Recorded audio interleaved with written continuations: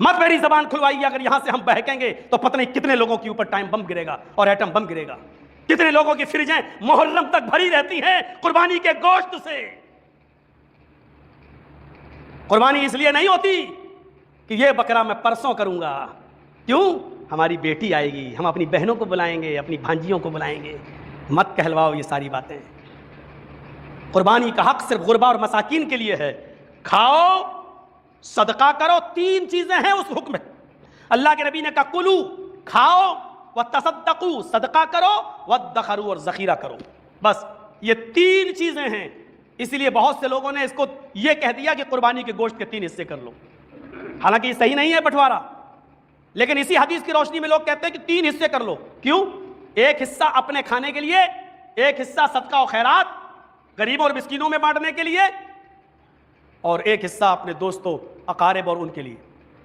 نہیں، وادخروا، ذخیرہ کرو، اکٹھا کرو، ہے حدیث، حکم ہے، منع نہیں کیا جا رہا ہے۔ فریج میں رکھ سکتے ہیں آپ، لیکن یار اتنا نہیں کہ وہ 1.5 مہینے اور 2 مہینے تک کھاؤ۔ سوچو تو صحیح، آپ اتنا جمع کریں گے آپ؟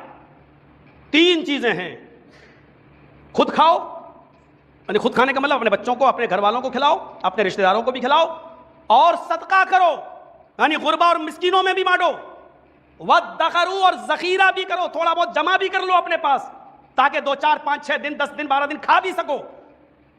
یہ تین چیزیں ہیں۔ اگر آپ کے علاقے میں غریب کم ہیں تو آپ زیادہ بھی جمع کر سکتے ہیں، اور آپ کے علاقے میں غریب اور مسکین زیادہ ہیں تو آپ زیادہ صدقہ کر کے تھوڑا سا بھی رکھ سکتے ہیں۔ میرے بھائیو، یہ ہمارے اور آپ کے اوپر ڈیپینڈ کرتا ہے، اس کو 3 حصوں میں تقسیم کرنے کی ضرورت نہیں ہے۔ میت کی طرف سے ایک آخری چیز سن لیجئے، میت کی طرف سے قربانی کا کوئی ثبوت ہے نہیں۔ پھر سن لیجئے، میت کی طرف سے قربانی کا کوئی ثبوت ہے نہیں، ہاں البتہ میت کی طرف سے صدقے کرنے کا ثبوت ہے، صدقہ آپ کر سکتے ہیں۔ صدقے کے لیے کوئی ضروری نہیں ہے کہ آپ 2 دانت والا جانور ہی ذبح کریں، صدقے کے لیے ضروری نہیں کہ آپ قربانی کے دن ہی صدقہ کریں، آپ کبھی بھی صدقہ کر سکتے ہیں۔ ان 10 دنوں میں بھی اگر آپ چاہتے ہیں کہ میں اپنے باپ کو یا اپنی ماں کو ثواب پہنچاؤں تو کوئی بھی بکرا لائیے اور ذبح کر کے پورا کا پورا گوشت آپ صدقہ کر سکتے ہیں۔ اس کے لیے 2 دانت کا جانور ہونا ضروری نہیں ہے، اس کے لیے بے عیب ہونا بھی ضروری نہیں ہے، لنگڑا لولا ہے وہ بھی چلے گا، کہنا کترا ہے وہ بھی چلے گا، لیکن قربانی کے جانور کے لیے آپ کو لنگڑا نہیں، لولا نہیں، کانا نہیں، اندھا نہیں، یہ سارے عیوب سے پاک ہونا چاہیے، اور 2 دانت کا جانور ہونا چاہیے۔ اگر آپ کے گھر میں بھی کوئی بکرا پڑا ہوا ہے اور وہ 2 سال کا ہو چکا ہے لیکن 2 دانت نہیں ہوا ہے تو اس کی قربانی نہیں ہوگی، آپ اس کو بیچیں گے اور اس کے بدلے میں دوسرا جانور 2 دانت کا لے کر آئیں گے۔ 2 دانت نہیں تو قربانی نہیں، چاہے وہ 5 سال کا ہی کیوں نہ ہو۔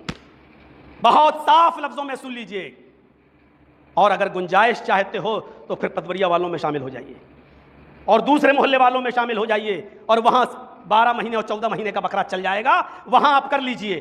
لیکن ہم قرآن و حدیث کے شہدائی ہیں، صاف طور پہ اللہ کے رب نے فرمایا لا تذبحوا الا مسنہ، لا تذبحوا، وہی جملہ، ہرگز تم ذبح نہ کرو سوائے 2 دانت کے۔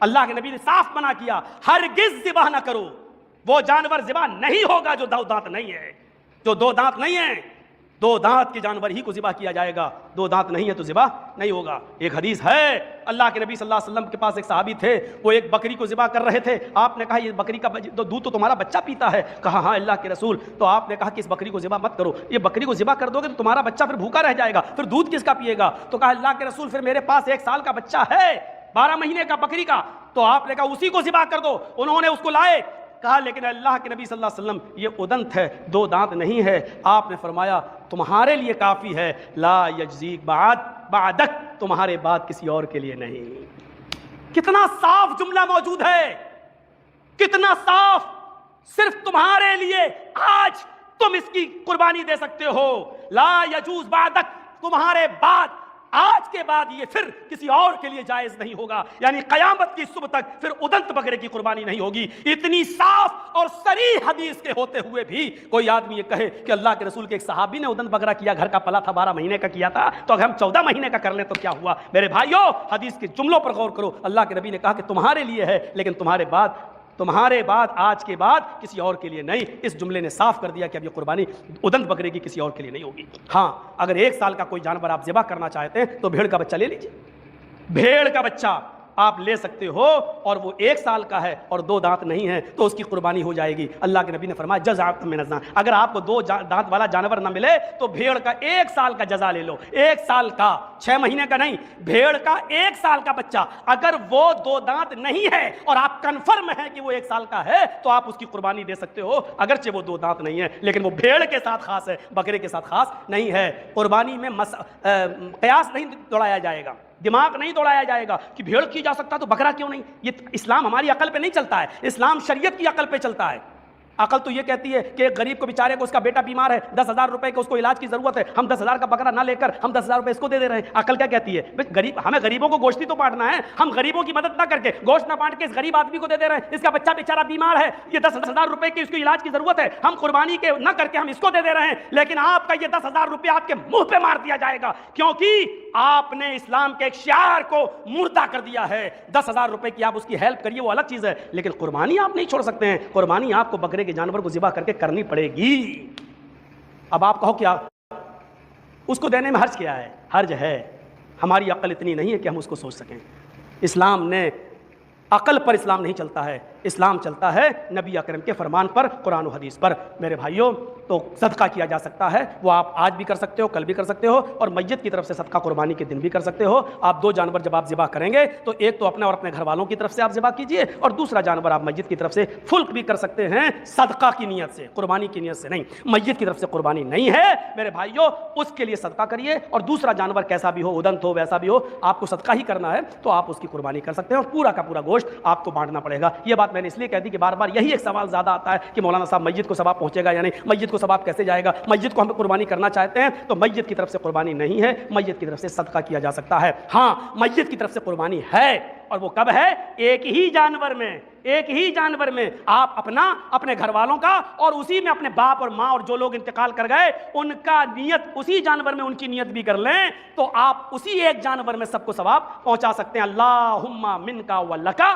اللہم تقبل منی ومن اہل بیتی، اے اللہ اس کو میرے اور میرے پورے گھر والوں کی طرف سے قبول فرما لے. اور میرے گھر میں میرے باپ بھی شامل ہے، میری ماں بھی شامل ہے، میرے دادا اور میری دادی بھی شامل ہے، میری پھوپھی اور میرے پھوپھا بھی شامل ہے، یہ سب شامل ہیں، اور نیت بھی دل میں ہو اللہ اس کا ثواب ان کو بھی، تو اسی ایک جانور میں سب کو ثواب ملے گا. اللہ کے رسول نے ایک جانور پوری امت کی طرف سے قربان کیا تھا، اور امت قیامت تک جتنی پیدا ہوگی وہ سب اس میں شامل ہے، یعنی جو انتقال کر گئے وہ بھی اور جو قیامت تک ابھی آئے گی وہ سب، یعنی سب کو ثواب. تو جب ایک جانور میں پوری امت کو ثواب پہنچ سکتا ہے تو ایک جانور میں ہمارے مردوں کو ثواب نہیں پہنچے گا؟